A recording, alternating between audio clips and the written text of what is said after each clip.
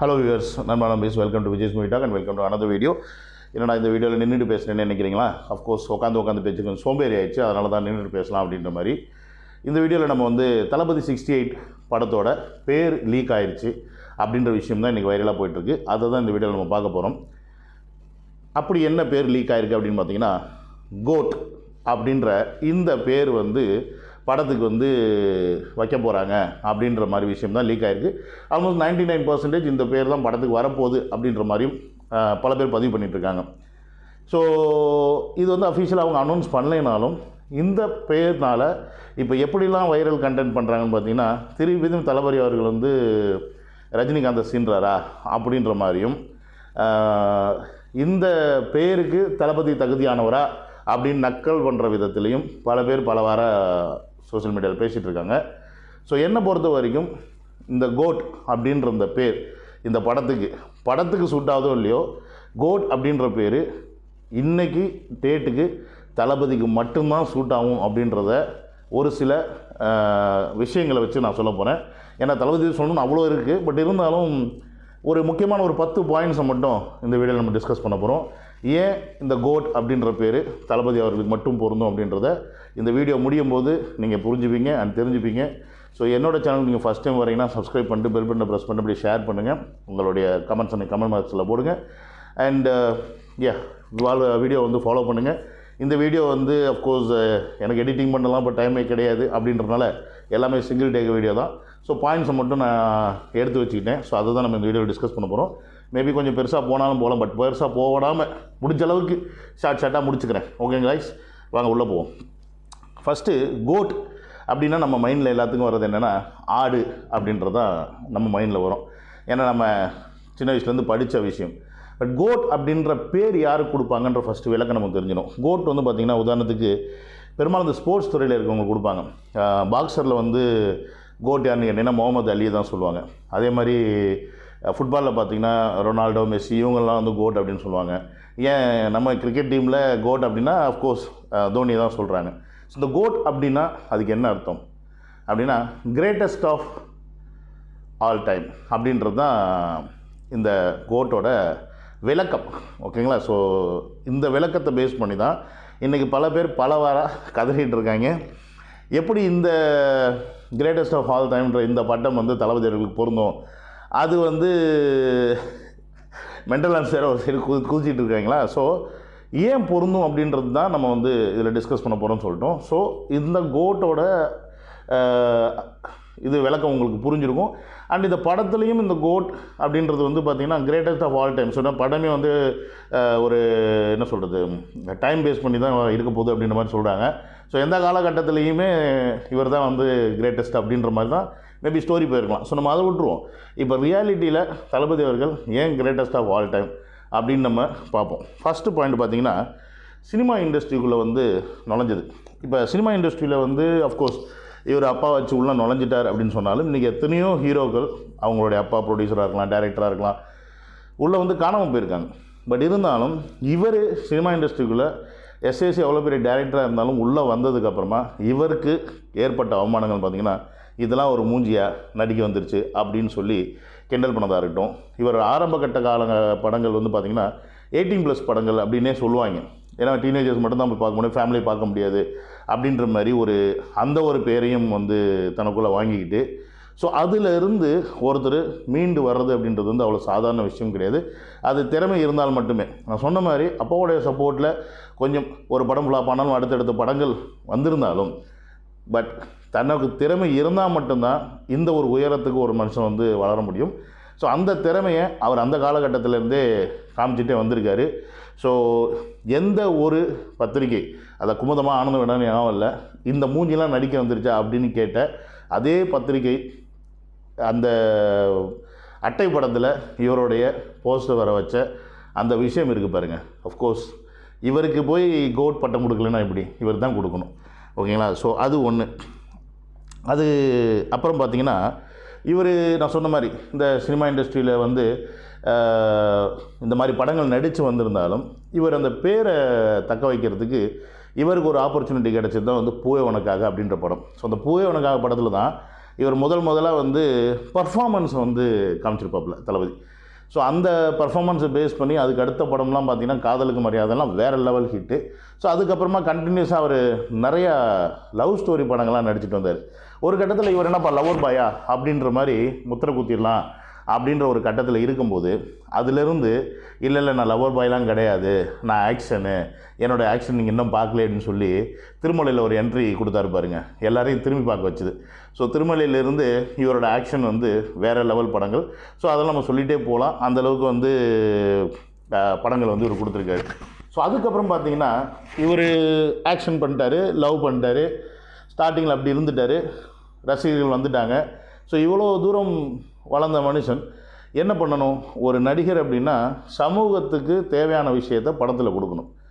அதை வந்து எந்த உச்ச நட்சத்திரமும் கொடுக்கல, மையமும் கொடுக்கல, வேறு இருக்கிற தலையோ யாருமே கொடுக்கல. அவங்க வாட்டுக்கு வருவாங்க, அவங்க படத்தில் நடிப்பாங்க, அவங்க படத்தில் வந்து அம்மா சென்டிமெண்ட்டு, தங்கச்சி சென்டிமெண்ட்டு, சித்தப்பன் சென்டிமெண்ட்டு, பெரியப்பன் சென்டிமெண்ட்டெல்லாம் உள்ளே பூத்திட்டு நான் 4 காசை வாங்கி 4 பேர் கொடுத்தேன்ற மாதிரி படத்தில் காமிச்சிட்டு நல்ல பேர் வாங்கிட்டு போயிடுவாங்க. ஸோ அப்படி மாதிரி படங்களில் நடிச்சுக்கிட்டு இருக்கும்போது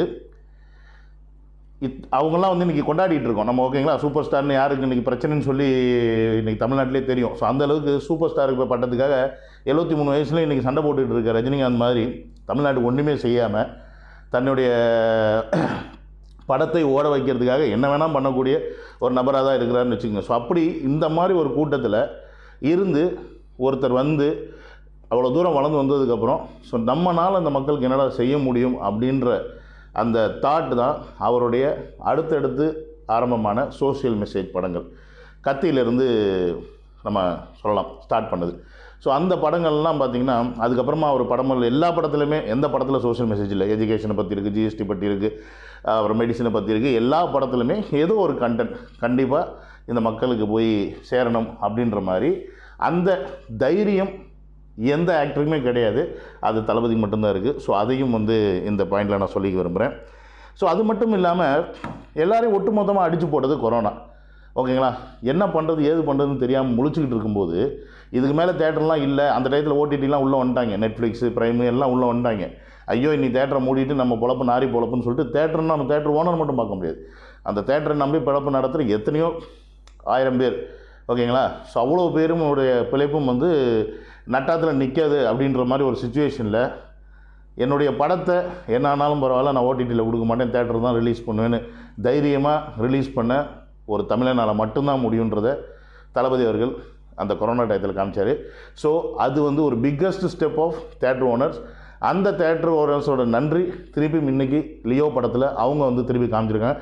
ஏன்னா எத்தனையோ நெகட்டிவ் ரிவ்யூஸ் லியோ படத்துக்கு கொடுத்துருந்தாலும் சுப்பிரமணி போன்றவர்களுக்கு ஆமாம் சுப்பிரமணி அங்கே போகுது, சுப்பிரமணி போன்றவர் வந்து பார்த்திங்கன்னா இவருக்கு அகென்ஸ்டாக வந்து இதுவே கொடுத்தாலும் ஏதாவது எப்படி சொல்கிறது ரொம்ப அதிக விலைக்கு விற்கிறாங்க பண்ணுறாங்க அப்படின்னு சொல்லி லலித் மேலே ஏகப்பட்ட புகார்கள் வச்சாலும் இன்றைக்கி அவரே பதவி விலகலுக்கு போயிட்டார். அதான் சொல்கிறேன், அந்த மாதிரி நம்ம வந்து நல்லவங்க செயலுக்கு ஆப்பு வைக்க நினச்சா நமக்கு திருப்பி ஆப்பு வந்துன்றது நிதர்சனமான உண்மை. அது நடந்துச்சு. ஸோ அப்படி இருக்கும்போது அந்த தேட்டர் ஓனர்ஸ்லாம் இன்றைக்கும் தளபதி அவர்களை வந்து கொண்டாடிட்டு இருக்காங்க அப்படின்றது நம்ம கண்கூட பார்த்துட்ருக்கோம். ஸோ அது மட்டும் இல்லாமல் விஜய் அவருடைய படங்கள் பார்த்திங்கன்னா எல்லா படத்துக்குமே முக்கியமாக அந்த எதுலேருந்து வந்தால் ஐ திங்க் காவலனா நம்ம காவலன்னா அது என்ன படம் அந்த ஆமாம் சாரி காவலன் படத்தோட ஆமாம் அதிலே ஸ்டார்ட் ஆகுது. பட் இருந்தாலும் தலைவா படத்தில் தான் வந்து பயங்கர பீக்கில் போய் பிரச்சனையாகி படமே ரிலீஸ் பண்ண முடியாத அளவுக்குலாம் போச்சு. பட் அந்த மாதிரி தன்னுடைய எத்தனை படங்களுக்கு தொடர்ச்சியாக பிரச்சனைகள் வருதுன்னு தெரிஞ்சாலும் சோஷியல் மெசேஜை படத்தில் பதிவு பண்ணுறதா இருக்கட்டும், அதே மாதிரி தன்னுடைய படம் வெளிவரதுக்காக மௌனம் காக்கிறதா இருக்கட்டும், இல்லை தன்னுடைய படத்தை ஓட வைக்கிறதுக்காக இப்போ ரஜினிகாந்த் அவர்கள் பண்ணார் ஜெயிலர் படத்தில் காக்கா கழுகு இஷ்யூஸை பேசி சீண்டி இருக்கிற ரசிகர்கள்லாம் சண்டை மூட்டி விட்டு இன்றைக்கும் குளிர் காஞ்சிட்டு உட்காந்துருக்காரு பாருங்கள் 73 வயசில். அந்த மாதிரி ஈனத்தனமான புத்தி இல்லாத ஒரு தமிழன் அப்படின்னா அது வந்து தளபதி அவர்கள். ஸோ அதனால இந்த கோட் அப்படின்ற பேர் வந்து தளபதிக்கு மிக பொருந்தும். அதுக்கப்புறமா அஃப்கோர்ஸ் சொல்லிகிட்டே இருக்கலாம், இன்னும் ஒரு 4 பாயிண்ட் சொல்லிடுறேன். ஸோ 100 crore கிளப் அப்படின்னு பார்த்தீங்கன்னா ஐஎம்டிபியில் எடுத்து பாருங்கள், இன்றைக்கி டாப் 5 100 crore கிளப்பில் நுழைஞ்சிருக்கிறது ஃபஸ்ட் லிஸ்ட்டில் இருக்குன்னு பார்த்தீங்கன்னா தளபதி தான் இருப்பார். செகண்டில் அஃப்கோர்ஸ் ரஜினிகாந்த் இருக்கார். இருந்தாலும் தளபதி அவர்கள் தான் ஃபஸ்ட்டு 5 படங்கள். ஓகேங்களா. கண்டினியூஸாக 100 crore கிளப்பில் வந்து போனது. ஸோ அது வந்து படங்கள் லிஸ்ட்டெல்லாம் நமக்கு இருக்குது, அதெல்லாம் எடுத்து நம்ம டைம் வேஸ்ட் பண்ண வேணாம்னு வச்சுக்கோங்க. ஏன்னா அதுக்கு இப்போ இவ்வளோ பாயிண்டில் இந்த பாயிண்ட்டுக்கு வந்தால் முட்டு கொடுப்பாங்க மென்டலான்ஸ் வந்து, நீ என்ன அப்படி சொல்கிறேன்னு. ஸோ அவங்க கொடுத்துட்டு போட்டோம், அது நமக்கு பிரச்சனை கிடையாது. ஸோ அதுக்கப்புறம் பார்த்தீங்கன்னா டைரக்டரை நஷ்டம் பண்ணாத ஒரு ஹீரோப்பா. இது வரைக்கும் எந்த டைரக்டரும் விஜய் வீட்டு முன்னாடி போய் நின்று எனக்கு பணத்தை திருப்பி கொடுங்க, படம் லாஸ் ஆகிடுச்சுன்னு சொல்லி நான் பார்க்கல. நீங்கள் பார்த்துருந்தா எடுத்து ப்ரூஃபை காட்டுங்க. ஆனால் உச்சநட்சத்திரம் படத்துக்கு அது மாதிரி நடந்திருக்கு, அவர் திருப்பி கொடுத்துருக்காரு, அதற்கான ஆதாரங்கள் இருக்குது, அது எல்லாருக்குமே தெரியும். ஸோ அந்த மாதிரி ஒரு கேவலமான செயலையும் தளபதி அவர்கள் செஞ்சதில்லைன்னு இந்த இடத்துல நான் பதிவு பண்ணிக்கிறேன். இது எல்லாத்துக்கும் மேலே ரசிகர்களை தன்னுடைய வளர்ச்சிக்கு மட்டுமே யூஸ் பண்ணிக்கிட்டு இருக்கிற ரஜினிகாந்த், அதை அஜித், அதுக்கப்புறமா கமலஹாசன், இவங்க யார் வேணால் இருந்துட்டு போட்டும், இவர்கள் எல்லாருமே தன்னுடைய வளர்ச்சிக்காக மட்டும்தான் ரசிகர்களை வந்து யூஸ் பண்ணிக்கிறாங்க. ஆனால் அந்த ரசிகர்களை மதிக்க தெரிஞ்ச ஒரு ஹீரோ அப்படின்னா அது தளபதி மட்டும்தான் நான் சொல்லுவேன், வேறு யாரையுமே சொல்ல மாட்டேன். ஏன்னா இன்றைக்கி கூட பார்த்தேன், இப்போ ரீசெண்டாக கூட பார்த்தேன், ரஜினி அவர்கள் பிறந்த நாளைக்கு பார்த்தீங்கன்னா அவன் வீட்டு முன்னாடி போய் ஒருத்தன் கதறான், ஐயா என்னை பார்க்க முடியா, நீ உன் வீடு தான் என் கோயில், நீ தான் என் தெய்வம், நீ தான் என். ஸோ அவன்லாம் என்ன பண்ணுறது? ஸோ அந்தளவுக்கு பைத்தியக்காரத்தனமாக ஒரு ஹீரோவை வந்து விரும்புகிறான். சரி, அவனுக்கு பிடிக்கிறத விரும்புகிறான்னு வச்சுட்டு போட்டோம். அதுக்காக ஒரு சின்ன ஒரு கேர்டசி, ஒரு வெளியில் வந்து நின்று கை காட்டிட்டு போகலாம். அட்லீஸ்ட்டு ஒரு பார்க்குறதுக்கு எங்கேயாவது ஒரு இடத்துல ரஜினிகாந்த் தான் மண்டபம் வச்சுருக்காருல, ஒரு மண்டபத்தை அரேஞ்ச் பண்ணி மீட் பண்ணலாம். 2017 கட்சி ஆரம்பிக்க போகிறேன்னு சொன்னோடனே கடன்னு எல்லாத்தையும் கூட்டினார், அப்போல்லாம் உட்காந்து பேசினார், அப்போல்லாம் ஒன்றும் தெரியல. 2020 கொரோனா வந்தோடனே ஆள் அப்ஸ்காண்ட் ஆகிட்டார். ஆனால் இப்போ படத்தில் நடித்தா மட்டும் அவருக்கு வந்து ஒன்றுமே ஆகாது. இப்போ லங்ஸ் நல்லாயிருக்கும், யார் கூட வேணால் ஆக்ட் பண்ணலாம், வந்து கொரோனா ஒட்டிடும் பயம் இருக்காது, இப்போலாம் அவருக்கு பிரச்சனை இருக்காது. ஏன்னா இதில் கோடிக்கணக்கில் பணம் வருதுல்ல, அதனால் அவர் பண்ணுவார். பட் இதில் என்ன பண்ணுறது? ஸோ அந்த மாதிரி ஃபேன்ஸை மதிக்க தெரிஞ்ச ஒரு ஹீரோ அப்படின்னா, மதிக்கிற ஒரு ஹீரோ அப்படின்னா, அவங்களுக்கான ஸ்பேஸையும் கொடுத்து எப்போல்லாம் சந்தர்ப்பம் கிடைக்குதோ அப்போல்லாம் ஃபேன்ஸை பார்க்குறதும் தளபதி அவர்கள் மட்டும்தான். இப்போ அதுக்கு மேலே போய் தன்னுடைய விஜய் நற்பணி மண்டபமாக இருந்ததை விஜய் மக்கள் இயக்கமாக மாற்றி பாலிடிக்ஸ்குள்ளேயும் வரப்போகிறார் அப்படின்றது கண்கூட தெரியுது. ஏன்னா விஜய் மக்கள் இயக்கம் நிறையா இடத்துல இந்த ஃப்ளட் வந்தப்போலாம் பார்த்திங்கன்னா இன்னமும் ஹெல்ப் பண்ணிகிட்ருக்காங்க. இப்போ சென்னை முடிச்சுட்டு அடுத்து தூத்துக்குடி சைடில் ஃப்ளட் வந்துச்சு, அங்கேயும் போய் ஹெல்ப் பண்ணுறாங்க. ஸோ அது ஃப்ளட்டு மட்டும் இல்லாமல் அது இல்லாமல் தனியாக உங்களுக்கே தெரியுமே, நான் இரவு நேர பாடசாலை ஓப்பன் பண்ணதாக இருக்கலாம், அப்புறம் அந்த லாயர் அசிஸ்டன்ஸ் ஒன்று, அப்புறம் வந்து ஐடி, அப்புறம் பார்த்திங்கன்னா டாக்டர் மருத்துவம். ஸோ இந்த மாதிரி ஒவ்வொரு விஷயத்தையும் வந்து அவர் கான்சன்ட்ரேட் பண்ணி விஜய் மக்களுக்கு வந்து செஞ்சுட்டு வராங்க. பட் உண்மையாலுமே இது தமிழ் மக்களுக்கு எதாவது செய்யணும் அப்படின்ற மாதிரி தான் எண்ணத்தில் தான் செய்கிறாரு. அப்படி எண்ணம் இருந்தால் மட்டும்தான் என்னுடைய தோலை உங்களுக்கு செருப்பாக தைச்சு போட்டால் கூட தகாது அப்படின்னு ஒரு மனுஷனால் சொல்ல முடியும். போலியாக நடிக்கிற, போலியாக இருக்கிற ரஜினிகாந்த் மாதிரி அவங்களுக்கு இருக்கிறவங்கள பார்த்திங்கன்னா அவங்களால வந்து மக்களுக்கு எதுவும் செய்கிறதுக்கு தோணாது, செய்யவும் மாட்டாங்க. அவங்களுடைய ஒரே சுயநலம், சுயலாபம். அவருடைய படம் ஓடணும் அப்படின்னா முன்னாடி அரசியலை வந்து காரணமாக வச்சுக்கிட்டு இருந்தார். நான் உள்ளே வரப்போகிறேன், இப்போ வரப்போகிறேன், அப்போ வரப்போகிறேன், இன்றைக்கி வந்துடுவேன், நாளைக்கு வந்துடுவேன், வீட்டுக்கு வந்துடுவேன், கதவை திறந்து வைங்க உள்ளே வந்துடுவேன் அப்படின்லாம் பிட்டை போட்டு படம் வரும்போதெல்லாம் வந்து ஒரு பிட்டை போட்டு படத்தை ஓட வச்சுட்டு இருந்தார்.